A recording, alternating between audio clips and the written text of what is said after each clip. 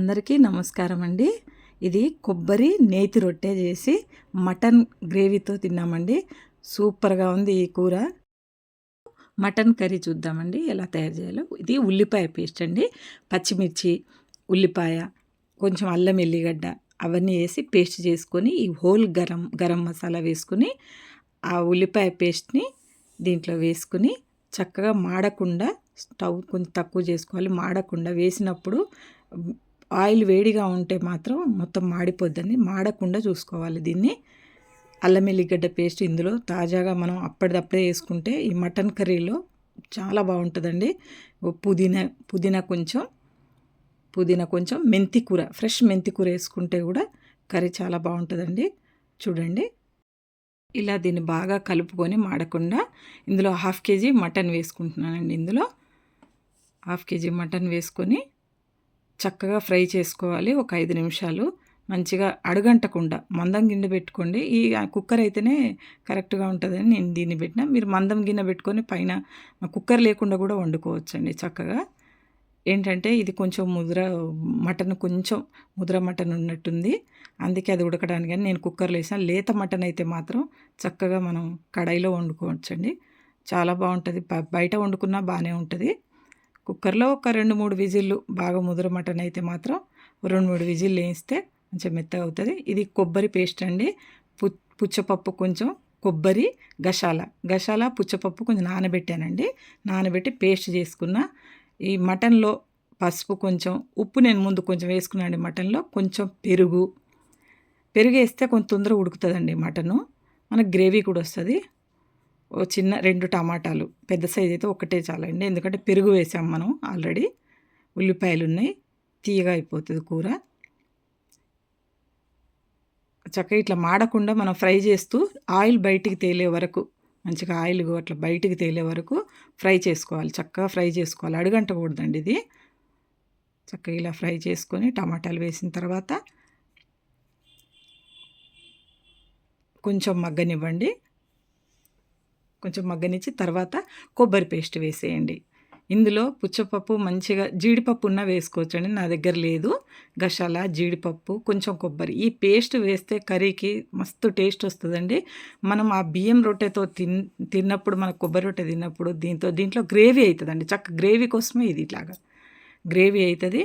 దీనికి తగ్గట్టు కారం, ఉప్పు వేసుకోండి, ఎందుకంటే కొబ్బరి పేస్ట్ ఉంది కాబట్టి. కారం, ధనియాల పొడి, కొంచెం జీరా పొడి అండి, అది వేసుకుంటున్నాను. కారం అండి, కారం మీరు తగినంత తిన్నంత. కాకపోతే ఇవి కొబ్బరి పేస్టు అవన్నీ ఉన్నాయి కాబట్టి మనం కొంచెం ఘాటుగానే తినాలి దాన్ని. మరీ తీయగా అయిపోతే తినలేమండి. రొట్టెతోటి కాబట్టి బాగా ఏం కారం ఉండదు. మీరు తగినంత కారం వేసుకొని, మాది ఇంట్లో పట్టించిన కారం అండి, అది మన మిరపకాయలతో పట్టించింది కాబట్టి చక్కగా ఎర్రగా ఉంటుంది మా కారము. చూడండి, ఒక గ్లాసుడు నీళ్లు పోసిన తర్వాత ఇంకో చిన్న గ్లాసుడు పోసానండి, చిన్న గ్లాసుడు. మన గ్రేవీ ఎంత కావాలనో అంత చూసి, ఇది 2-3 విజిల్లు ఇట్లా వేయించుకుంటే, మటన్ మనకి ఎలా ఉందో చూసి దాన్ని బట్టి విజిల్ వేయించుకోవాలండి. ఇట్లా మంచిగా దగ్గరికి వస్తే, బాగా దగ్గరికి, మా పిల్లలు ఏంటంటే బాగా గ్రేవీ తినాలని కొంచెం నేను దగ్గరికి చేసా.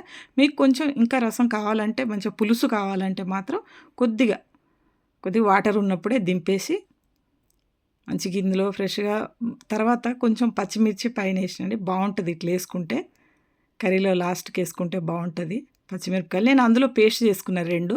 కొంచెం కర్రీ కారంగా ఈ చలికాలంలో చక్కగా మంచిగా ఉంటుందండి. ఆ మిరపకాయలు మనం ఆ రోటీలో నంజుకొని తింటే బాగుంటాయి.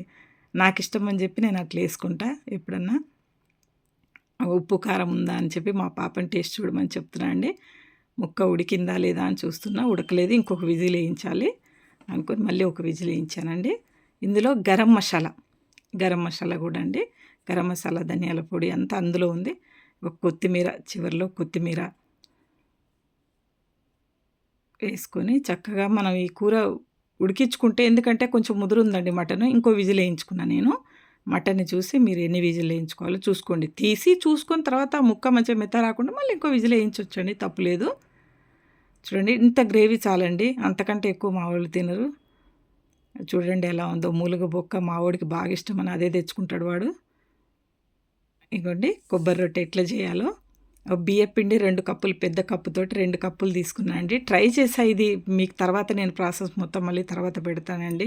ఇది కరెక్ట్‌గా చెప్పలేను నేను. ఏందంటే ట్రై చేద్దామని చెప్పి కొబ్బరి ఒక కొబ్బరి ముక్క మొత్తం ఒక పెద్ద కొబ్బరి ఆ ముక్కుంటే మొత్తం తురుముకొని పేస్ట్ చేసుకొని ఈ బియ్యపిండిలో కలిపి ఈ బియ్యం రొట్టె ఇట్లా రెడీ చేద్దామని కేరళ స్టైల్‌లో ఎట్లుంటది కొబ్బరి రొట్టె అని చెప్పి ట్రై చేశానండి ఇది. నేను అసలు వీడియో తీయాలని కూడా అనుకోలేదు. ఇంక మా పాప వచ్చి దీన్ని తీద్దాం మమ్మీ అంటే నేను కొబ్బరి పేస్ట్ చేసుకున్న తర్వాత నేను కలుపుకున్న తర్వాత తనొచ్చింది.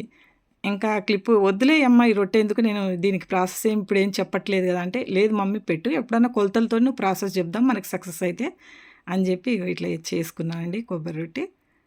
చక్కగా నెయ్యి వేసి కాల్చుకున్న తర్వాత నెయ్యి పూసుకుంటే దాని మీద ఇది వేడి వేడిగా ఉన్నప్పుడే తినాలి. బియ్యం రొట్టె వేడిగా ఉన్నప్పుడే తినాలి. ఫస్ట్ కర్రీ చేసుకున్న తర్వాతనే మనం రొట్టె చేసుకోవాలా. ఎందుకంటే బియ్యం రొట్టె కదండి కొంచెం గట్టిగా అయిపోతుంది. కానీ ఇది గట్టిగా అవ్వలేదండి. ఇందులో కొబ్బరి ఉన్న దానివల్ల తర్వాత నేతి మంచిగా రాసుకున్న దానివల్ల మాత్రం ఇగో మొత్తం పొడి పిండి మాత్రం పైనంతా ఇలా తుడుచుకోవాలండి. తడి బట్టతో తుడుచుకొని చక్కగా 2 వైపులు మంచిగా పెనం మందంగా ఉండాలండి. రొట్టెకి కొంచెం పెనం మందంగా ఉండాలి. మాడలేదండి. ఎంత బాగా అయిందో రొట్టె అయితే. మంచిగా నెయ్యి పూసుకోవాలి దాని మీద, లేదా వెన్న పూసుకుంటే ఇంకా సూపర్ అండి. పూసుకొని వేడిదే ఇంకా పిల్లలకి చేసి పెడతా ఉంటే ఇది పొంగుతుంది కూడా అండి. రొట్టె పొంగుతుంది చక్కగా, చాలా బాగా పొంగింది రొట్టె కూడా. కొద్ది పొంగింది. అది పొంగపైన బాగానే ఉంటుందండి, ఎందుకంటే పచ్చి కొబ్బరి పేస్ట్ కదండి అందులో. చూడండి మొత్తం అట్లా ఘాట్లు పెట్టుకొని మొత్తం నెయ్యి పూసుకుని చక్కగా నెయ్యి కానీ బటర్ కానీ ఇంక మీ ఇష్టం. ఇంట్లో చేసిన నెయ్యి అయితే సూపర్ ఉంటుందండి, సూపర్ ఉంటుంది. కర్రీ చూడండి, ఆ కర్రీలోకి ఈ కొబ్బరి రొట్టె ఉందండి, అసలు చెప్పొద్దు దాని అసలు టేస్ట్. మీరు తిన్న తర్వాతే చెప్తారండి బాగుందని. చేసుకొని చూడండి ఇట్లా మటన్ గ్రేవీతోటి మంచిగా వేసుకొని తినండి. ఈ చలికాలంలో ఎంజాయ్ చేస్తే సూపర్ ఉంటుందండి. ఒక సండే ఇలా ట్రై చేయండి, మీకు ఎట్లుంటుందో. మీ ఇంట్లో ఈ కర్రీ ప్రిపేర్ చేసుకుని నాకు కామెంట్ పెట్టండి. ఈ వీడియో నచ్చినట్లయితే లైక్ చేయండి, షేర్ చేయండి, కామెంట్ చేయండి, సబ్స్క్రైబ్ చేసుకోండి ఛానల్. Thank you.